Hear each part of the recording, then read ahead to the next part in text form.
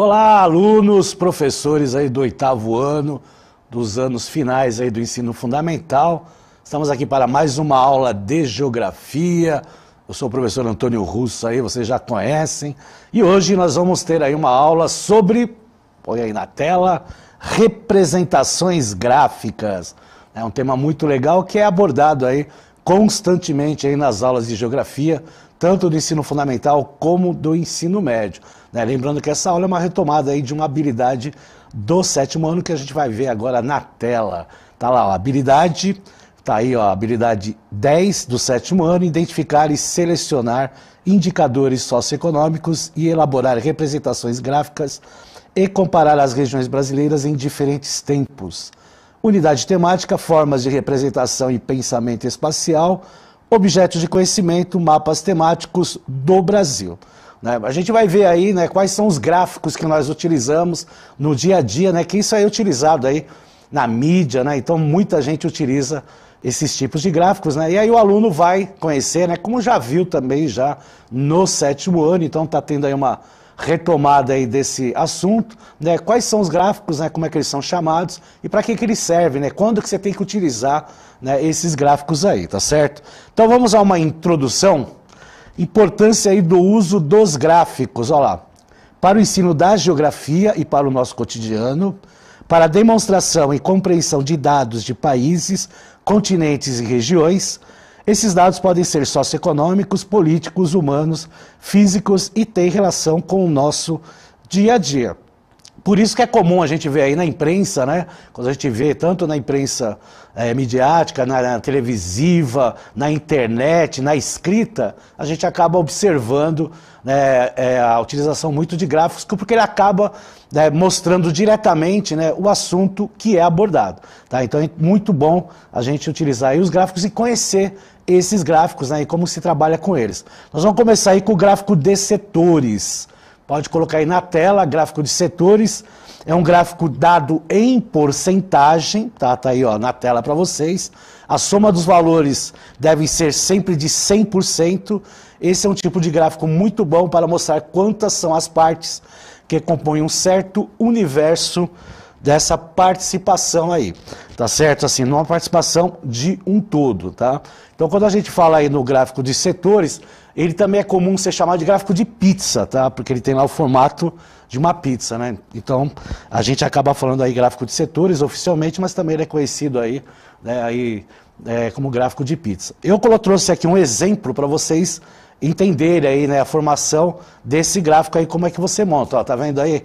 Ele sendo elaborado, tem aí a legenda azul-laranja, os ângulos aí são proporcionais, vê que é um formato circular, então eles têm aí as porcentagens, e aí apresenta na legenda aí, nesse caso aí vai aparecer lá 75% de um dado, 25% de outro dado, e aí vai ter que dar 100% do valor, como eu falei para vocês. Então esse gráfico dos setores, ele tem essa situação que quando ele vai mostrar valores, ele mostra em porcentagem, então ele tem que ter lá a sua soma total de 100%. Então pode ter diversas variáveis lá, diversos subtemas que aparecem lá, e eles têm que dar lá um valor total de 100%. Aí eu trouxe um outro exemplo, mostrando lá um assunto, então pode colocar aí na tela aí também, mostrando lá, tem lá o título, que é importante a gente sempre falar, tem a fonte do gráfico, lá está mostrando lá o IBGE, e aí nós temos a legenda mostrando lá o que se está se falando, Então aí concluintes por área de conhecimento, são aí a formação universitária, do que é mostrado aí pelo Atlas de 2016 do IBGE, e vejam lá que tem as porcentagens, aparecendo lá no final, de cada relação aí. Então, por isso que se você somar essas porcentagens, vai aparecer aí 100%. Então, é importante sempre retratar isso. Então, quando você fala em gráfico de setores, também conhecido aí como gráfico de pizza, aí você tem lá a sua forma redonda, circular, e logicamente, dependendo aí da quantidade e do assunto tratado, ele tem que dar aí um total de 100%, tá certo? Esse aí é um dos gráficos muito utilizados, principalmente quando a gente quer falar em porcentagem. Agora tem outros gráficos que a gente vai ver aqui, que é o caso, por exemplo, do gráfico de segmentos. pode colocar aí na tela, por gentileza, que também é conhecido como gráfico de linhas, que também é muito utilizado. Então, o gráfico de segmentos ou de linhas exibe uma série de pontos, marcadores ligados em segmentos em linha. Muito bom para mostrar quantidades que mudam com o tempo. É adotado principalmente quando queremos representar as alterações que uma variável teve ao longo do tempo, tá certo? Então, de linhas aí, que é diferente do gráfico, né, de setores, ele tem, né, essa questão aí de não necessariamente ser em porcentagem, ele pode ter muitas variáveis aí. Então, trouxe aí um exemplo para vocês verem, né? Quando ele fala que ele pode, né, mostrar aí, né, quantidades que mudam com o tempo, tá aí um exemplo colocado aí para vocês, né? Pontos ligados por linha, né? Tem o eixo vertical, né, e o eixo horizontal, né? O eixo vertical muito se coloca na escala e geralmente o horizontal é utilizado aí como o tempo. A distância ela tem que ser proporcional, né? Então não tem que ter, não é feito a olho, né? Tem que ter lá as suas dimensões, né? E a posição vertical é de acordo com a intensidade de cada momento. Então tá aí um exemplo para vocês. Então veja que é variável, né? Depende aí do tempo, ela vai subindo, descendo, ela pode ficar, né, com uma linha rosa que aparece, né? Uma linha reta, depende da informação que é colocada, né, no assunto, tá certo? Pode ser por ano, pode ser por meses, né, pode ser outras variáveis aí que a gente pode estar expressando para vocês. E aí eu trouxe um exemplo, pode colocar aí na tela, nós temos lá, ó, evolução do efetivo aí de bovinos em milhões de cabeças.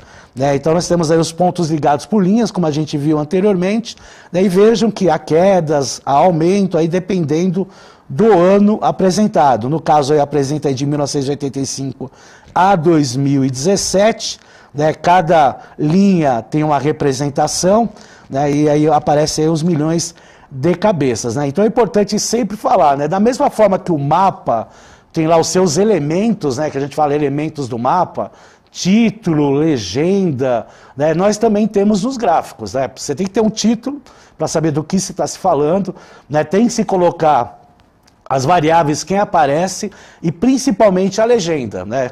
E muitas vezes, para facilitar a visualização, a gente tem que lembrar que os gráficos foram feitos para facilitar o entendimento do assunto. Então, para isso, ele tem que ter uma facilidade de visualização.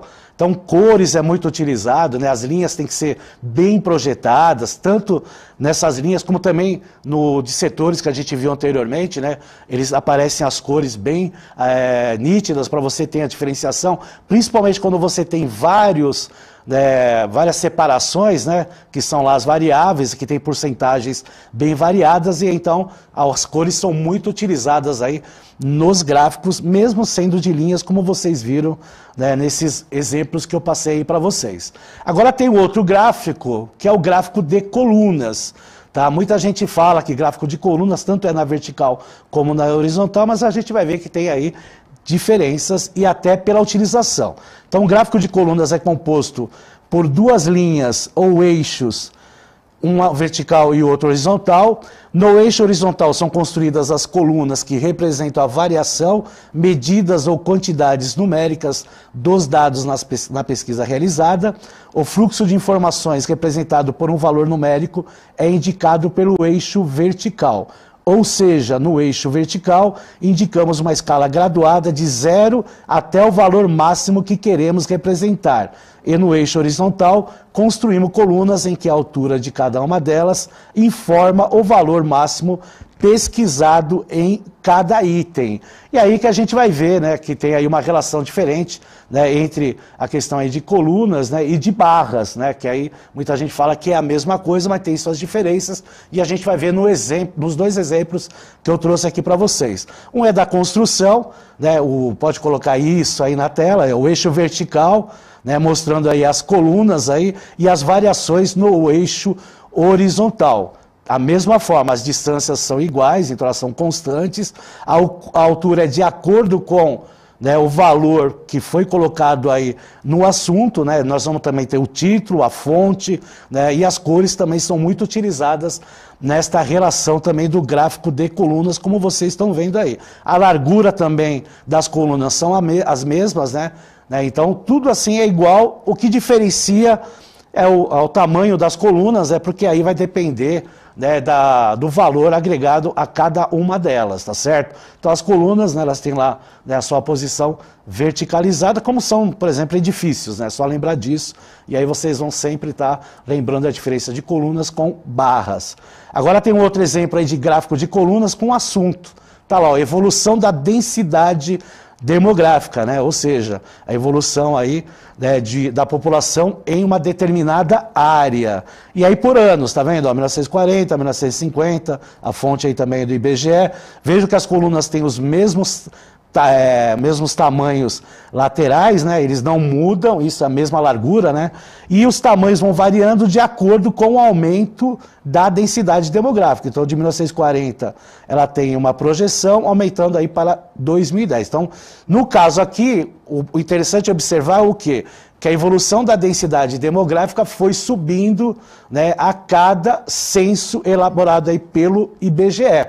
Né, porque a gente vê aí pelos anos, foram aí através de dados feitos aí pelo Instituto Brasileiro de Geografia e Estatística, que é feito a cada 10 anos. Então a gente percebe, né, uma linha aí crescente, né? Se a gente fosse colocar uma linha, a gente observaria que há uma linha crescente nessa relação. Poderia usar o gráfico de linhas? Até poderia utilizar, mas vejo que o gráfico de colunas, ele melhor mostra pela imagem, porque é o que eu falei para vocês.